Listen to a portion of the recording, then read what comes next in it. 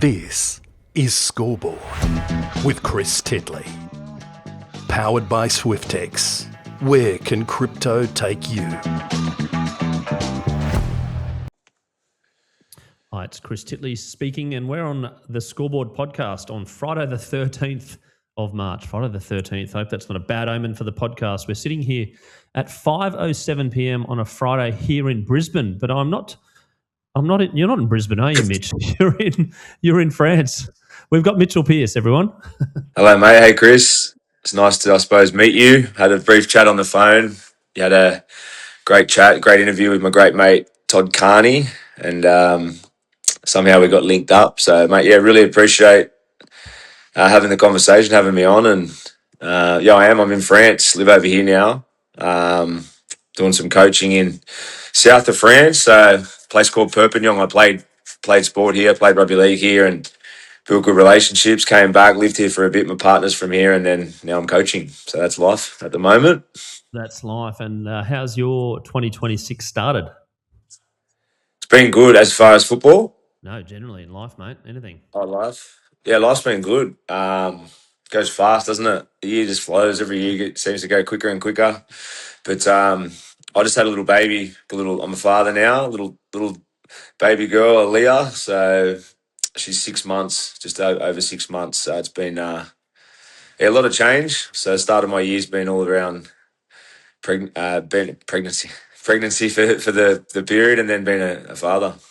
Mate, congratulations. How's that perspective as a we've lost you there. We got you. Good catch. How's that perspective as a father changed things a little bit now? Yeah, as you know, it definitely changes you a lot. I think it's one of those things from my perspective, before you have it, you don't know how you're going to act, how you're going to react, how things are going to change, but it's all very natural, isn't it? As you know, and we're all born to do it. And yeah, mate, it's been an absolute blessing. I love being a dad, and got a beautiful wife that's a great mother, and so far so good. She sleeps really well, so our journey's been quite good so far as parents. But no, it does change you in a lot of ways, and you can't predict the feeling that you're going to experience. It's absolute love, isn't it? It is, and I think that from 0 to 1, I've got 3, but 0 to 1 is the hardest in my point of view, as in terms of like the lifestyle change. But then the first little period, and I heard this on the podcast during the week, is like the first little period is like you feel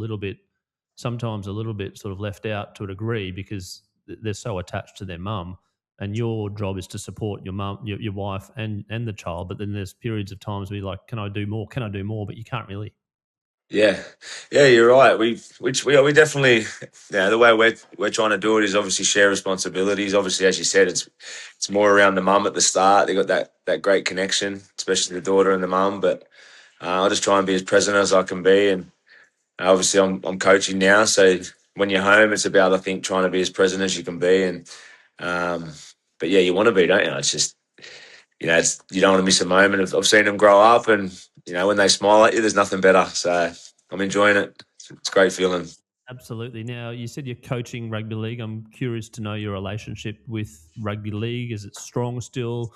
Have there been periods where it hasn't been so strong? Yeah, it's funny when you retire, because I made a fair few changes sort of leading up to retirement, sort of lifestyle changes in different ways. So I was in a clear headspace and made the decision from clarity. I sort of put myself in a decent position, played for a long time, so I had some stuff sort of ticking over and some opportunities. So for me, it was a smooth transition. You definitely have to replace,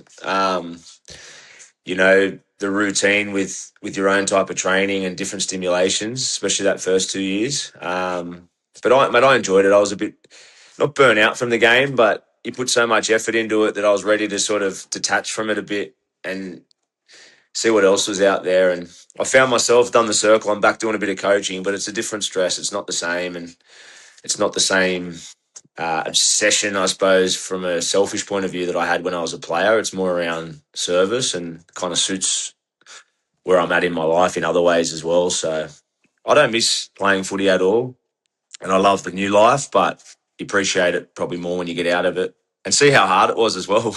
Like when you're in that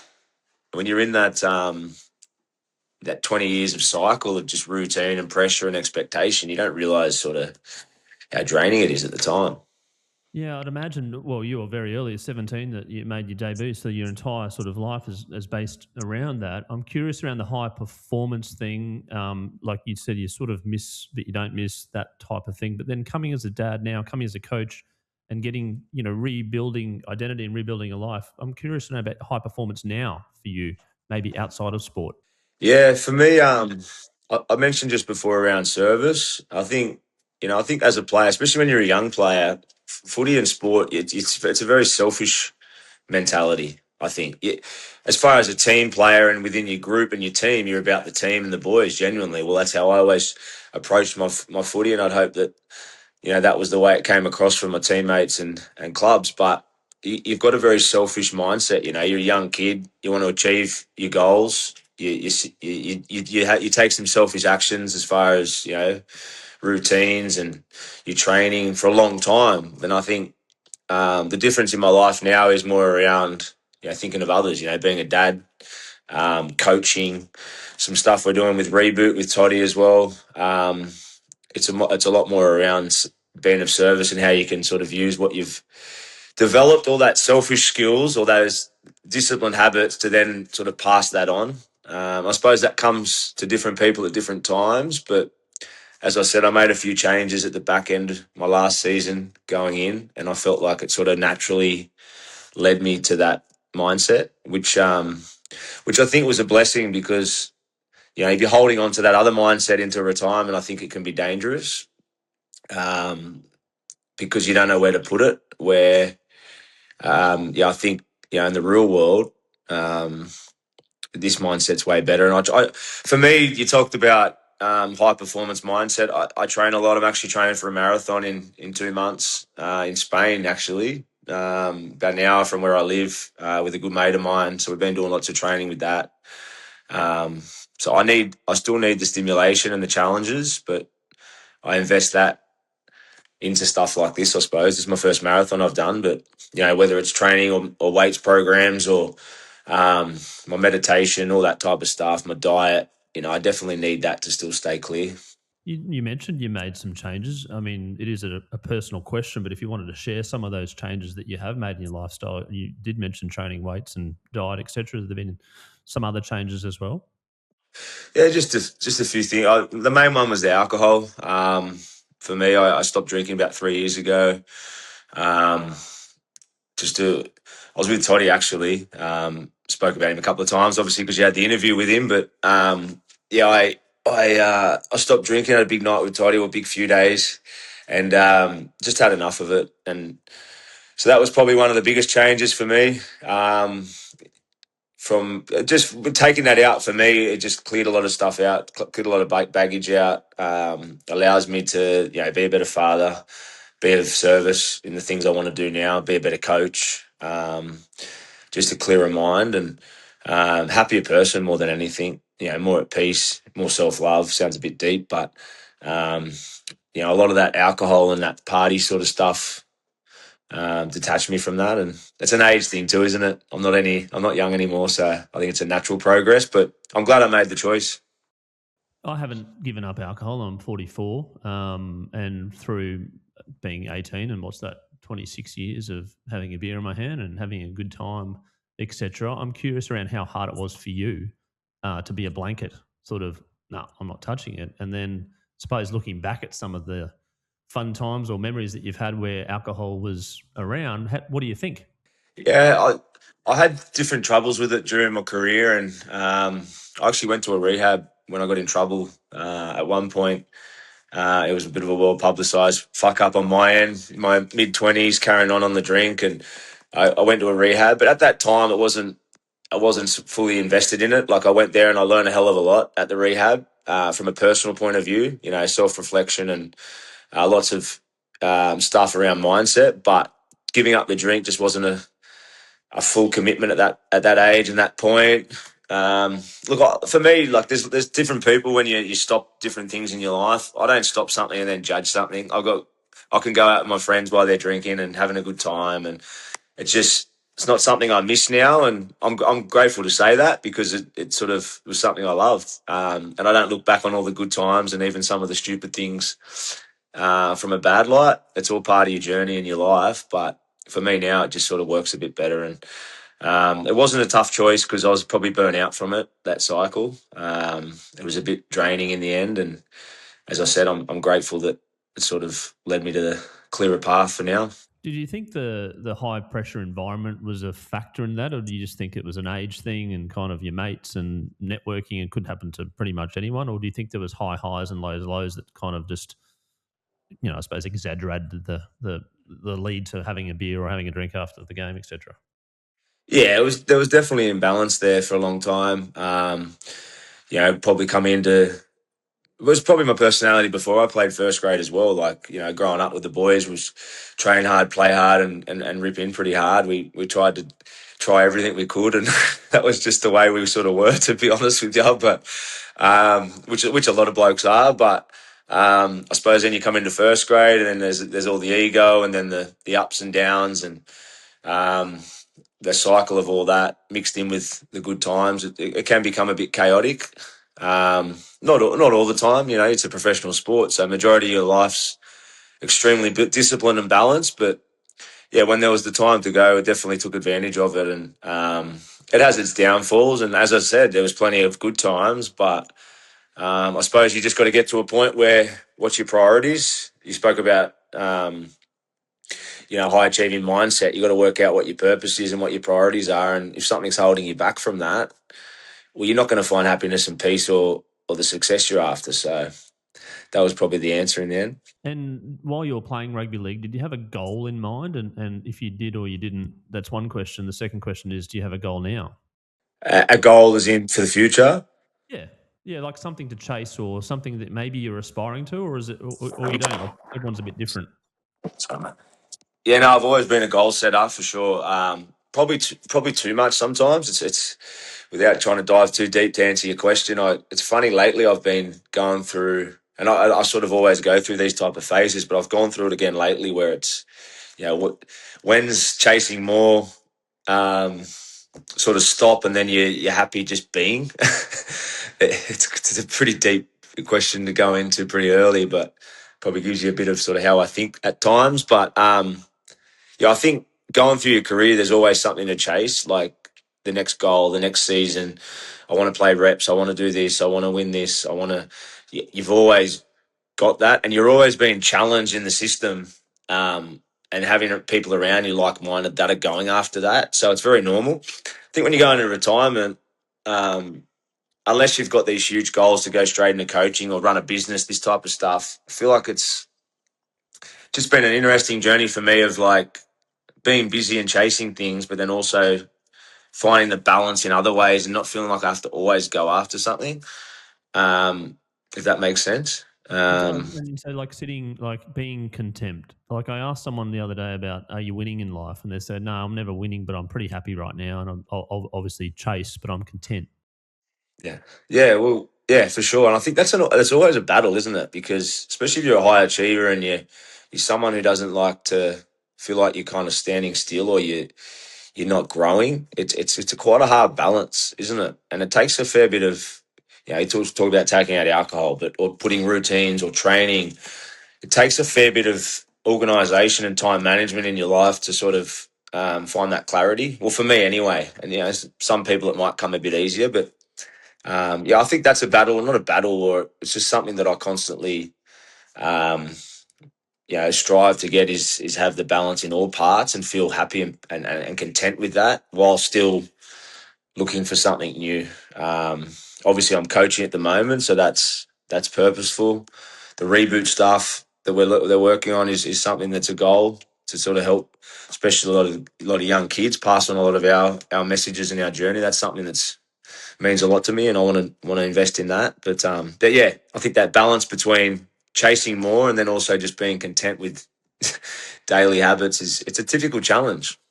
It is. And then do you beat yourself up when you don't sort of achieve something? Are you one of those people that maybe is sort of ultra competitive, that if things don't fall your way, that you're sort of a bit, or are you kind of like, oh, it is what it is?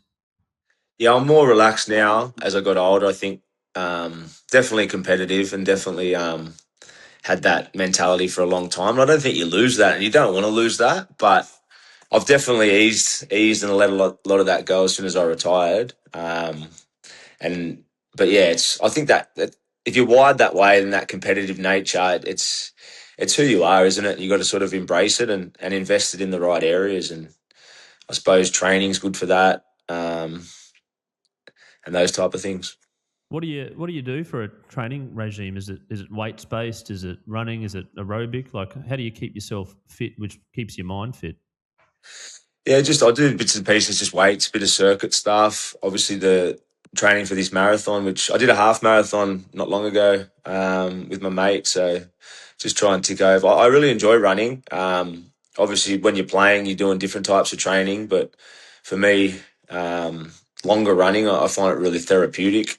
It's very relaxing and clears the mind and clears the body. So I'm enjoying it. I'm enjoying these longer runs. So I do a fair bit of that now. And the big one for you talk about routines. I think with coaching or certain jobs, obviously you're demanded to get up early. But I think winning that morning and training early, I sort of get up in good routine consistently now and do my weight sessions in the morning. And I haven't always been consistent with that, but I've found that a real benefit doing something hard in the morning. Even if you've had a rough night, when you're up 6 times a night, maybe. She's been all right, mate. To be honest, so I'm waiting. You don't want to say that too loud. When she starts waking up, maybe I won't be won't be doing those morning sessions. But at the moment, it's been all right. And then when you've been a professional since a very, very young age, younger than a lot of people, have you sort of done a few things that now that you're a bit older, you kind of like maybe, obviously, the child restricts travel and things like that, but some things that you maybe missed out on earlier? Yeah, the blessing of coming over to Europe's been the travel. To be honest, I love Australia. I'm Australian, but I've fallen in love with Europe as well. Obviously, my wife's from France. My wife's French and from Perpignan.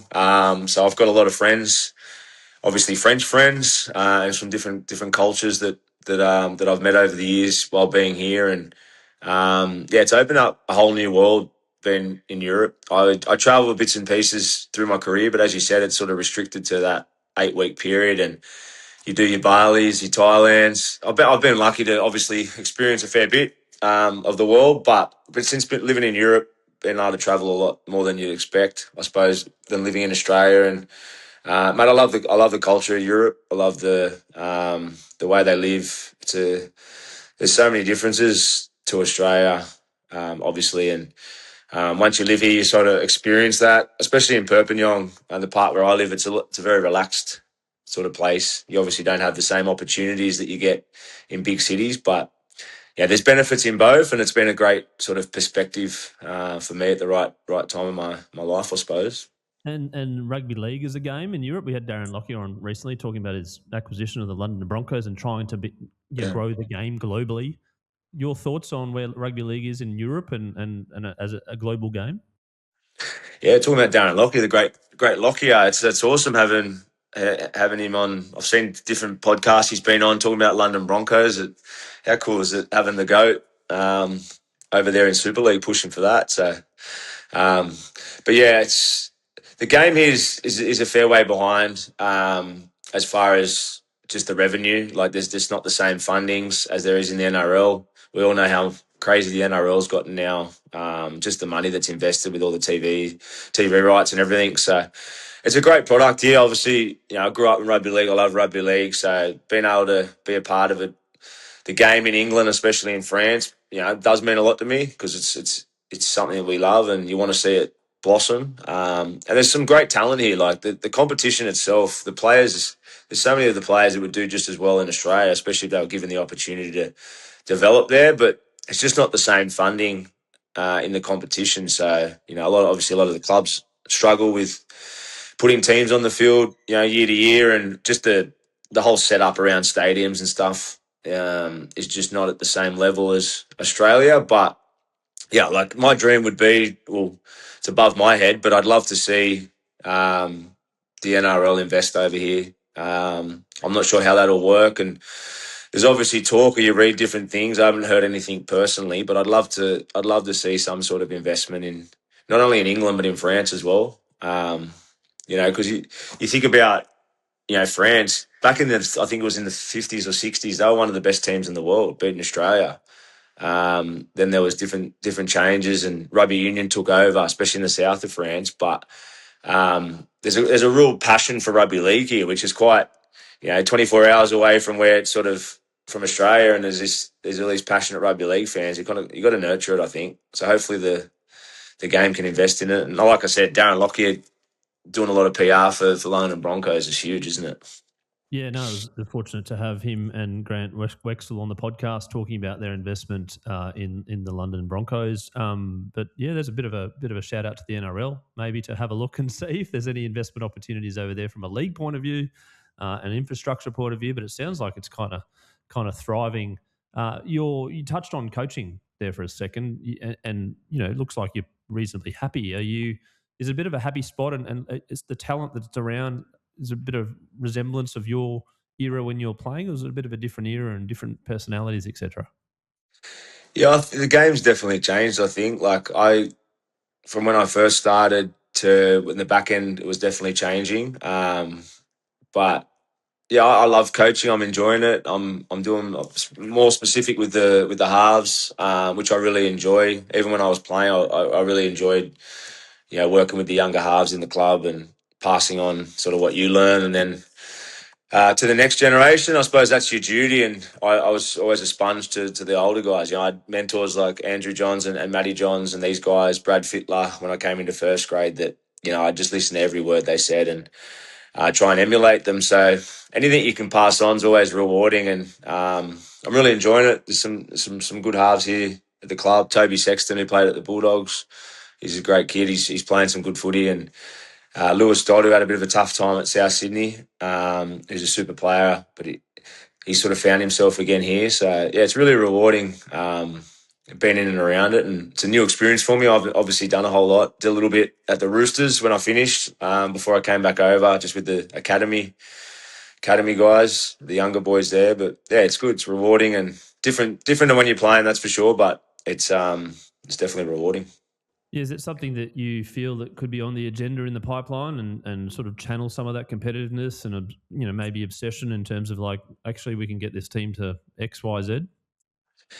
Yeah, it's sort of testing the waters a bit, isn't it? Like I don't see myself ever as a head coach, or it's probably not a goal of mine, to be fair. I've sort of got a few other things I'd like to experience, but as I said, I love doing the hard stuff. I love doing and helping out with the attack, and being a part of the system and the team. So yeah, I'm really enjoying it for now, and I'll wait and see where that takes me, I suppose. Yeah, no, and the connections that you made during your time in rugby league and the friendships that are built, do people come over and visit? Have people come over and visited you, or vice versa? And you're still in touch with some old mates and the connection that rugby league gave you? Yeah, no, definitely.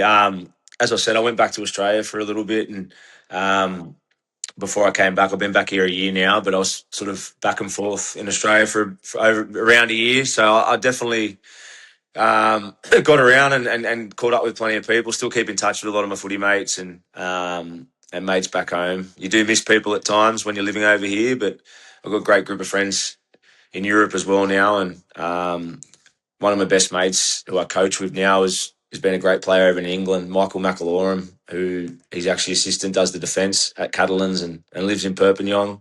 So yeah, that's the beauty of footy. I think you build so many good friendships and connections, and especially at the Roosters. Like I was there for a long time. Came through as a kid there from sort of 16, and didn't leave till sort of late 20s. Not only just the players that you play with and come through with, but also the staff, that have been there a long time. So they're all things that when you retire, you spoke about, connecting with the past and then into the future. I suppose there are a lot of people that I still have good friendships for, and you have those friendships for life. And it's funny how it goes. That circle goes around. Who knows where, if you link up again down in the future, or what's sort of in the path. Did you have fun playing footy? Yeah, I loved footy. Yeah, it was great. Yeah, it's a funny question. Like, it's funny. I was only talking to someone the other day about like sport, professional sport, because there's so much. pressure and so much criticism and so much intensity at times. As much as you love it, and you got to love it, there's a party that resents it at times as well. It's a funny one, and I think a lot of players say the same thing. And I think there's so many times there where you go through it where you kind of want to walk away. You never do because you're such you're a competitor and you're committed, but it's such a roller coaster sport, and it's such a emotional roller coaster for a long time. But I suppose what keeps you in is you don't want to give up, but you're committed to the challenge, and there's a party that's addicted to that challenge. And yeah, I was obsessed with footy. I loved footy ever since I was a kid. I never had any doubts about what I wanted to do. So, I know some people fall into sport coincidence just because they're good at it. Or, I remember being fascinated. I spoke about Andrew Johns before, and Brad Fittler. And like, ever since I remember watching footy, I was just gravitated to those guys, watching how they passed, how they kicked. I'd emulate them or practice all their skills like that. Ever since I can kind of remember as a young kid, that was that was my life, at the back with my mates and hoping one day I'd play. So I suppose was it written or is it part of your journey? I suppose that's above our head, but it's always been a passion. But yeah, there's definitely a roller coaster to it, emotional roller coaster, and I suppose that's what you're addicted to in a way. I suppose, like I said before. And feedback, how do you go with feedback along the way with coaches and players and, maybe fans as well, but broadly speaking around trying to improve your game and people saying, oh, mate, actually you need to do this. And were you sort of like, no, I'm pretty good? Or you're like, oh, yeah, I'll listen for a bit? No, I've always been someone who's curious and listens for sure. I never had a chip on my shoulder like that. No, I've always tried to learn off everyone I can, and I had some great coaches over the years and play with some super players that you're learning off all the time. And I think you never stop learning. I was never nowhere by any means perfect as a player. I had flaws, and I'd hope to think I had some strengths, but it was always about trying to be better each day. And it's just giving your best, isn't it? You wanted to be your best for your teammates, compete week in, week out, train as hard as you could, and learn as much as you can. And I suppose when you finish your career, as I just said, you have your highs, your lows, your good, your bads. But if you've done your best, that's all you can do. Absolutely, 100%. That's some great advice. When you were at your best, did you analyse it and sort of what was right and why you were at your best? And now, leading into your 40s, etc., what are you doing now? I mean, you've mentioned about training, etc., but there are other things in you keeping your head strong as well to know that you're getting into that flow state again. Yeah, that's a really good question. Yeah, I spent a lot of time on the psychology side of things. I've gone into some deep sort of stuff at times. Different people I'd connect with over the years around, limiting beliefs and things holding you back. I'm pretty fascinated by the psychology of it. I grew up. My father was obviously played footy as well, and he's pretty deep into the psychology thing. So I kind of not only grew up around footy, but I grew up around a lot of conversations around the mind um, and psychology, I suppose. I'm by no means a psychologist or um, you know on the paper or on the books or anything like that, but I've had a lot of experience, I suppose, within coaching and being around Dad, especially growing up. I think the thing growing up around Dad, around the psychology thing, made it cool to talk about it or okay to talk about it, because I think from a young age I was very curious and always wanted to work out why things were the way they were. And um, the limiting belief stuff I spoke about. There was a guy, I actually met him through Dad one time, and he was right into working out where things have come from and how to detach from them, and energy. And it's kind of been a big part of my life, to be honest. So, and I think when I go back to it, I think having a father that is open to that stuff, it kind of allows you to accept it a bit more, in a way. Yeah, and did you have a superstition, or was it a structure before each game that you held to, or like the 30 minutes before the game? I was just chatting to a sports psychologist recently, who's saying some people are writing down journals, some people are just listening to calm music, some people are listening to Metallica. Like, what was your thing that got you going to get you into the flow state? Yeah, a lot of my stuff was breathing. I was big on feel, so I still do a lot of that today. I feel like trusting your instinct and your being in your feel is, especially as a halfback, is your greatest gift. Whenever you're in your head, you're making up a lot of scenarios that are not real, as we know. So yeah, so a lot of stuff for me was around visualization. I used to do a lot of positive visualization on things that I feel like if you've done something before and you've experienced it, you can always recreate that. I learned that sort of the mid part of my career, and there was a purple patch I played in at the Roosters actually, and I redid it when I was at Newcastle. It sounds a little bit deep, this, but it was around watching. It was watching positive things I'd done before, getting in the feeling of that feeling, and then manifesting it basically. And I've seen it work, and it's something that's really powerful. So that was something I really tried to. That was something that for me that I always strive to tap back into that. Yeah, a lot of it was visualization, and as I said, if you've done something before, you can always do it again. It's about tapping into that feeling and feeling that state. And when you're in that state, you usually get a positive result. You're in a clear headspace to get the result you want. So I'd going into each game, I always wanted to be in that feel, and I felt like I'd always give myself every opportunity to play well. When I didn't play well was when I was heavy, when I was overthinking. Trying to think my way out of things. But yeah, for me was big, and I still do that today. A lot of stuff around journaling and routines, the food you eat. Like I said, alcohol for me, all those things made me heavy, and I think the clearer you can be, the more you're in your instinct. Things usually happen clearer for you. Did you love the big moments, like the really big moments of rugby league, or was it something that maybe was like, oh wow, I'm sort of feeling a little bit here where there's 80,000 people watching? How did you go with them? It came and go. I think as you get older, it definitely gets better. I think it was funny. I think for me, early days, I didn't have that fear. You come in through the juniors. I was doing pretty well, I suppose, for my age. I came into first grade quite young.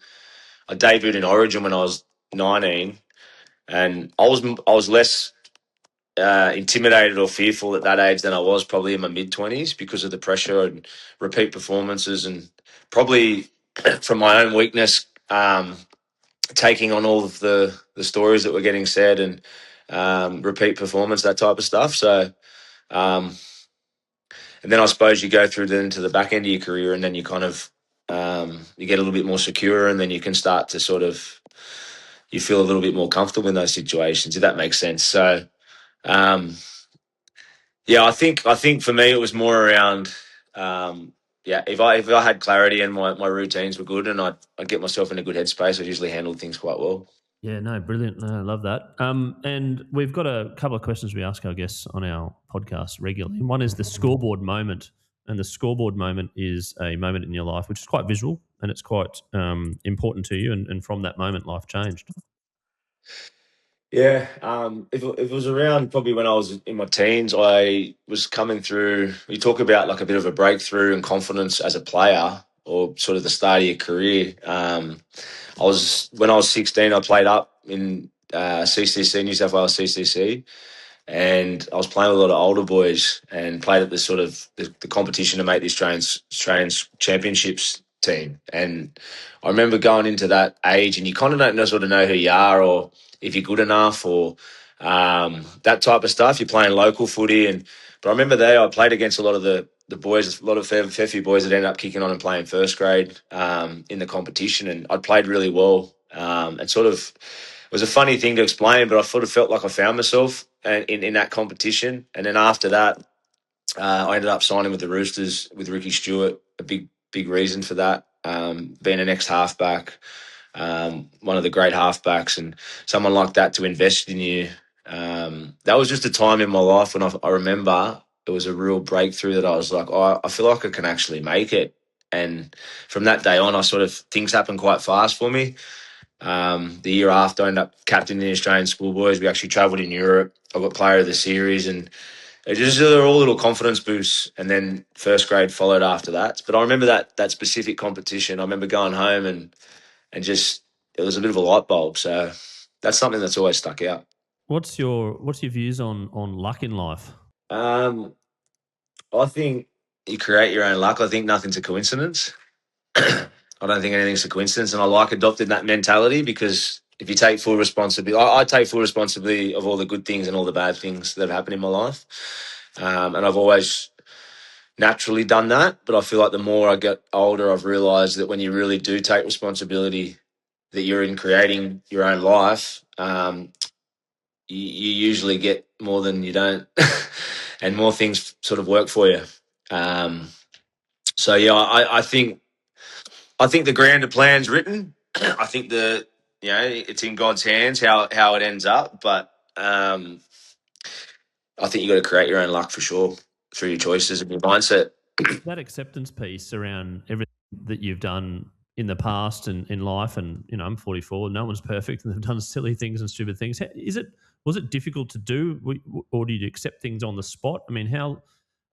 We've all done dumb shit, but at the same point in time, is like when did you accept that that's just part of the journey?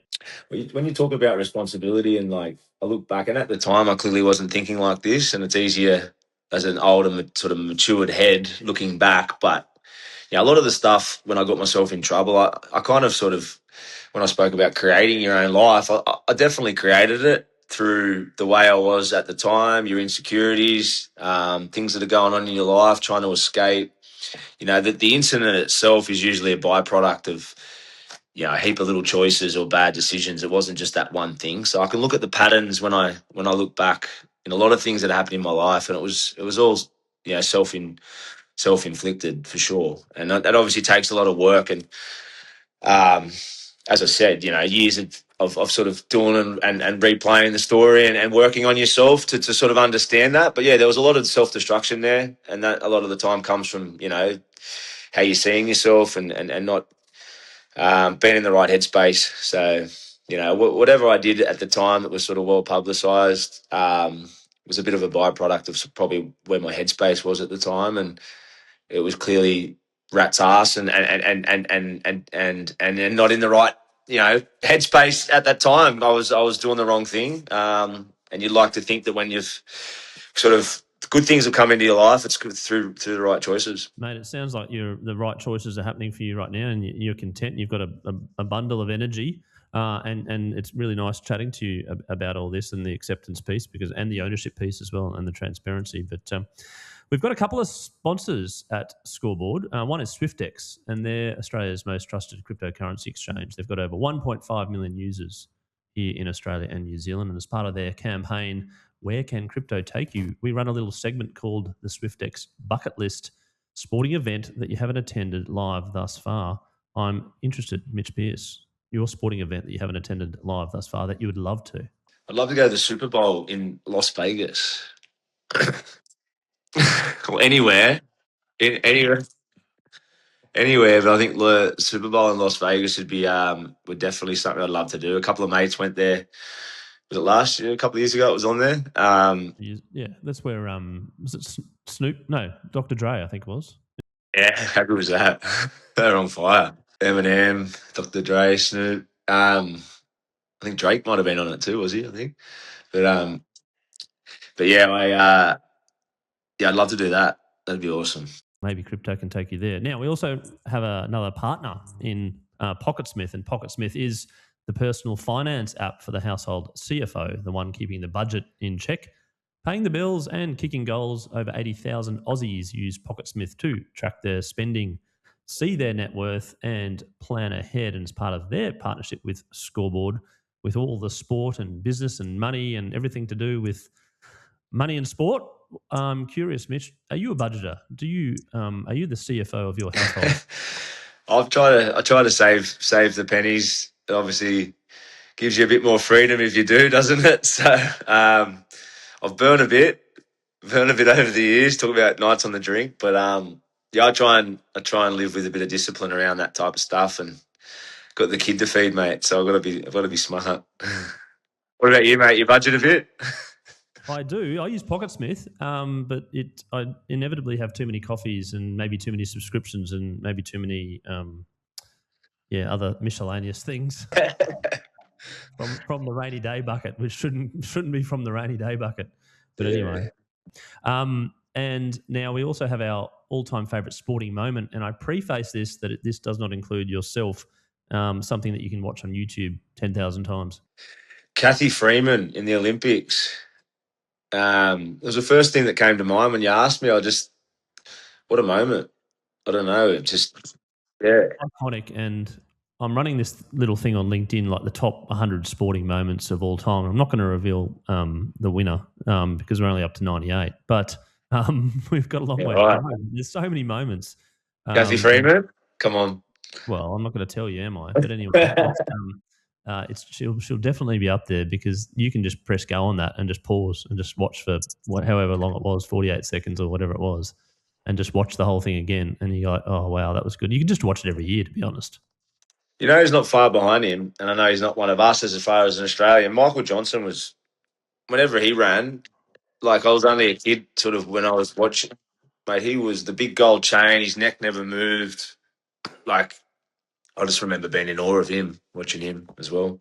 But Kathy Freeman. I heard this rumour that he trained 500s. I don't know if it was true or not, but everyone goes, oh, he trains 500s. So what do you mean he trains 500? Well, he does. He's got so much gas left at the end of the 400. I was like, just keeps running. Right.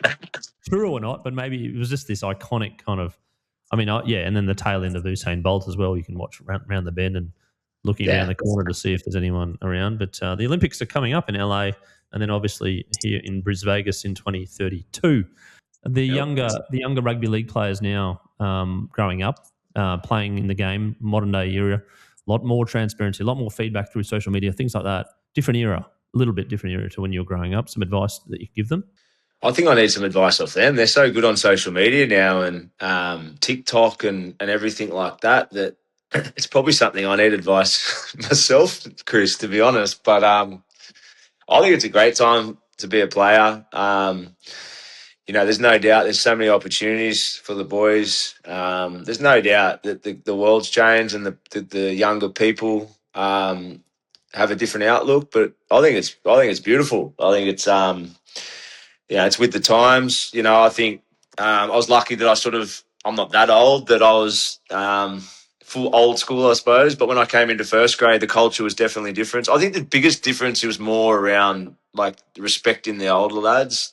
I think there's still a lot of respect for sure, but the dynamics is different now. Where, like when I came through into first grade, like you wouldn't say anything to your senior players just because of the respect you had, and it was probably like that in the workplace too. Going off talking to guys similar age or a little bit older as we are around dynamics in the sort of that era where it was the older people, the older crew run the show, set the example, and you pay your respects. Where the dynamics has changed a lot in life and in sport. So that's the biggest thing I noticed. And it's not a disrespect thing. It's just a cultural change. It's there's so many, like all of the eras. There's good and bad, and there's so many good people in this sort of era. But the dynamics has changed, and it's had to change. And I think for coaches, they've probably had to change their approach to it as well, because it's not the same.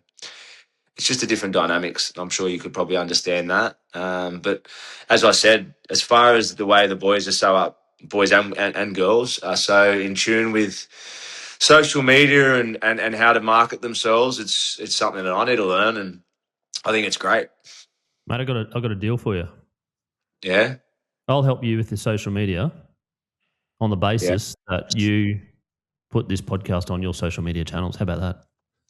I'll put it on my social media channels, mate. You need to make me millions, brother. Get those followers up.